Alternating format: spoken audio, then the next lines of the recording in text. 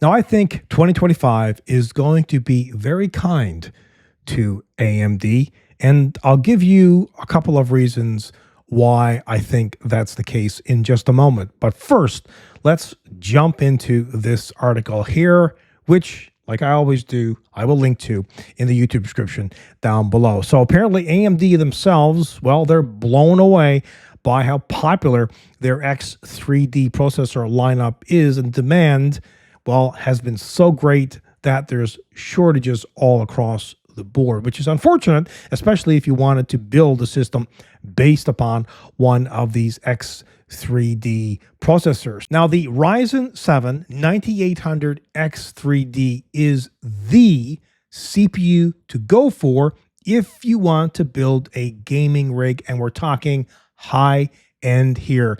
If you couple this CPU along with an excellent motherboard, memory, SSD, and the video card, you've got a winning combination. So let's get into the reasons why I think AMD is going to do so well in 2025. And it's simply because of Intel and NVIDIA. But let me explain if you don't already know. Intel really failed us, didn't they? With the i7s and i9s, with all the problems with that. They said it wasn't their problem, and then they finally admitted to the problem, and then they fixed it. Do you trust Intel? If you were going out today, would you go out and purchase an Intel CPU for your brand new build? Maybe you would, but maybe you wouldn't. If you have been keeping up with what happened with Intel and even with their new processors, you probably wouldn't. And the other reason I think AMD is going to do so well in 2025 is because of NVIDIA. Let me explain. Now, without a doubt, if you want the fastest video card currently on the market, you would go out and get an NVIDIA RTX 5090.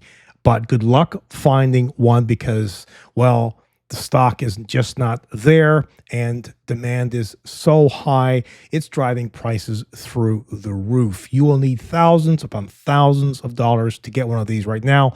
I've seen prices as high as $6,000. And a lot of people, for that fact, well, they don't like NVIDIA and they will not buy an NVIDIA card now after all this mess.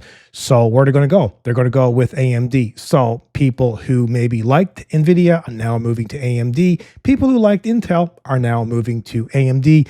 And that's a couple of the reasons, just a couple of the reasons I think they're going to do tremendously well in 2025.